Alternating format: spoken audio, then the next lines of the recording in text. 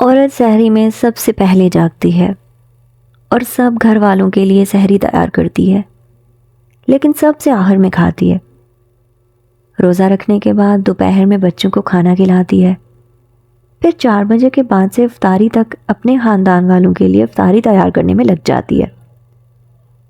چاول، سبزی، گوشت، پکوڑے، چٹنی وغیرہ وغیرہ تیار کرتی ہے، اور ساتھ میں یہ ڈر بھی رہتا ہے کہ پتہ نہیں کیسا پکایا ہوگا۔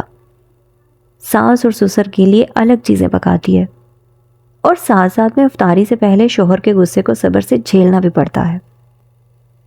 اذان سے پہلے دسترخوان لگانا تعریف تو دور کی بات، 2 روٹیاں کھانے کے بعد ایک ٹھنڈا گلاس لسی مانگنا اور پھر کہنا کہ نمک کم ہے اور خاص ٹھنڈا نہیں ہے، اور افطاری پوری کی پوری کر لی جناب نے۔ اس کے بعد چپکے سے کسی کمرے میں افطاری کر لیتی ہے۔ تراویح کے بعد پھر سے حضرات کے لیے چائے تیار کرتی ہے، اور پھر سے سحری میں سب سے پہلے جاگتی ہے۔ اگر خدا نخواستہ نہ جاگی 2 بجے یا سحری لیٹ ہوئی تو سب خاندان کا نزلہ بیچاری عورت پر گرتا ہے سارا دن۔ یہ بات کرنے کا مقصد صرف یہ تھا کہ اتنا کچھ کرنے کے بعد بھی ایک عورت کے لیے کوئی 2 لفظ تعریف کے، کوئی 2 جملے جو ہے اپنے منہ سے نہیں بولتا، اور اسی چیز کی ہم عورتوں کو سب سے زیادہ تکلیف ہوتی ہے۔ پتہ ہے، ہمارا دل سب سے زیادہ تب گھڑتا اور دکھتا ہے جب اتنی محنت کرنے کے بعد، اتنا کچھ کرنے کے بعد سارا دن ایک عورت جو ہے گدھوں کی طرح کام کرتی ہے، اسپیشلی مڈل کلاس عورت جو ہے، جس کو اس کا ہسبینڈ جو ہے گھر پہ اپنی نوکرانی افورڈ نہیں کر سکتا، میڈ افورڈ نہیں کر سکتا، وہ بچوں کو بھی سنبھالتی ہے، گھر کو بھی دیکھتی ہے، چوکیداری بھی کرتی ہے، سارا کچھ کرتی ہے۔ اس کے باوجود اس کے لیے کوئی 2 جملے تعریف کے بھی نہیں بولتا، الٹا اس کو باتیں سنائی جاتی ہیں۔ ایک نوکر بھی گھر میں رکھا جاتا ہے نا، تو اس کی بھی قدر ہوتی ہے۔ اس کو بھی کچھ کہنے سے پہلے بندہ ڈرتا ہے کہ کہیں اس نے کام چھوڑ دیا تو ہمارا کیا ہوگا۔ لیکن ایک عورت کی تو کوئی داد رسی نہیں کرتا۔ آخر کس معاشرے سے تعلق ہے ہمارا؟ ہمارے دین میں تو عورت کو شہزادی بنایا تھا۔ سرکار دو عالم صلی اللہ علیہ وآلہ وسلم اپنے ہاتھ سے کام کیا کرتے تھے، نوالے بنا بنا کر حضرت عائشہ کو کھلایا کرتے تھے۔ ارے یار، کہاں ہے وہ ہمارے دین کے پیروکار؟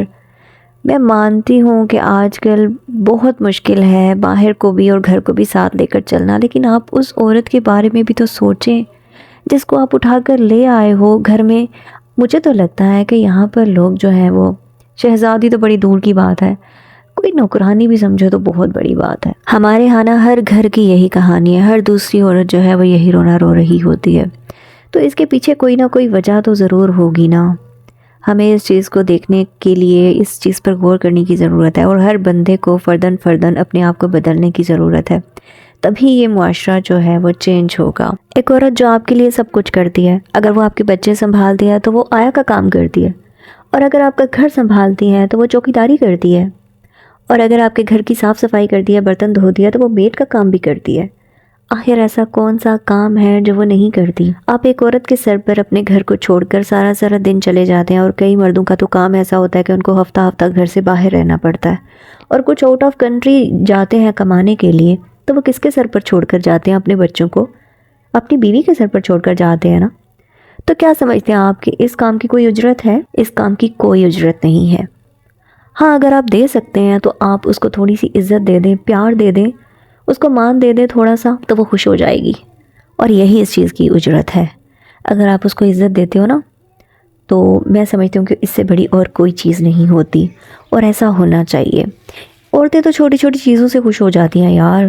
پیسہ سب کچھ نہیں ہوتا، پیسہ تو کچھ بھی نہیں ہوتا، پیسہ تو ہاتھ کا میل ہے، آج ہے کل نہیں ہے، لیکن یہ کہ چھوٹی چھوٹی چیزوں سے ایک عورت خوش ہو جاتی ہے۔ آپ شام کو گھر آتے ہوئے اس کے لیے ایک چاکلیٹ بھی لے آؤ گے نا، یقین کریں وہ دل سے بہت خوش ہوگی۔ اس کو وہ چاکلیٹ نظر نہیں آئے گی، اس کو آپ کو وہ احساس نظر آئے گا، آپ کی قدر نظر آئے گی جو آپ نے اس کے لیے شو کی ہے۔ یہ چھوٹے چھوٹے جیسچرز جو ہیں زندگی کو بہت خوبصورت بناتے ہیں، اور یقین کریں ایک عورت کی زندگی کا خلا ہوتا ہے یہ، جو مرد اس کو توجہ نہیں دیتے نا، کیونکہ یہ زندگی بہت چھوٹی سی ہے۔ آپ پیچھے نظر دوڑا کر دیکھیں تو آپ کو اندازہ ہوگا، ابھی کل تو یار اس دنیا میں آئے تھے، ابھی کل تو آنکھ کھولی تھی، اور آج اتنے بڑے ہو گئے، آج بچے بھی ہو گئے، کل ہم بوڑھے بھی ہو جائیں گے، پھر بھی ایسا ہی لگے گا ابھی کل تو آئے تھے یار۔ تو چھوٹی سی زندگی ہے، اس کو کیوں آپ جو ہے وہ لڑائی جھگڑوں میں ہم ضائع کر دیں اور دنیا داری میں پڑھ کے بس پیسہ کمانا، بچے سنبھالنے، گھر سنبھالنا، یہ سب تو زندگی کے کام ہیں، ہوتے رہیں گے، آزمائشیں ہیں اللہ تعالیٰ کی طرف سے، اللہ نے ایک نظام بنایا ہوا ہے، لیکن یہ پرپس نہیں ہے ہماری زندگی کا۔ زندگی بہت خوبصورت ہو جاتی ہے اگر آپ کا پارٹنر آپ سے تھوڑی سی محبت شو کرتا ہے، لیکن یہ کہ یہ ہر کسی کا ظرف نہیں ہوتا۔ میں نے زندگی میں ایسے بہت سے لوگ دیکھے ہیں جو زندگی میں تو اپنے پارٹنر کی قدر نہیں کرتے، لیکن اس کے چلے جانے کے بعد آنسو بہاتے پھرتے۔ ایسے آنسوؤں کا کوئی فائدہ نہیں ہے یار، آپ کی بندی ساری زندگی چپلیں گھسیٹ کر اس دنیا سے چلی گئی، لیکن بعد میں رونے کا کیا فائدہ؟ اس سے بہتر ہے نا کہ آپ زندگی میں اس کی قدر کر لیں، اس کو تھوڑا ہی صحیح لیکن اس کو سیکیورٹی کا احساس تو دیں۔ یہاں پر تو لوگوں کو احساس ہی نہیں ہوتا۔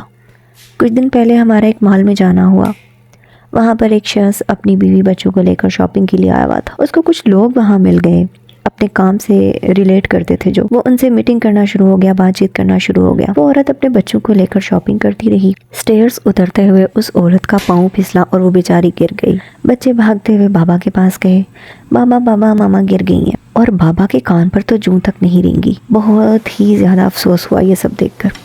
یقین کریں وہ عورت کوئی 10-15 منٹ وہاں گری پڑی رہی، لیکن اس کو اٹھانے کے لیے اس کے شوہر صاحب نہیں آئے۔ آس پاس سے لوگوں نے اس کی مدد کی اور اس کو اٹھایا، ایک کرسی پر بٹھایا، پانی وغیرہ پلایا۔ لیکن بات کرنے کا مقصد یہ ہے کہ احساس تک نہیں ہوتا لوگوں کو اپنے پارٹنر کا، کچھ بھی کرے، گرے پڑے، کچھ بھی ہو اسے، لیکن احساس نہیں ہوتا۔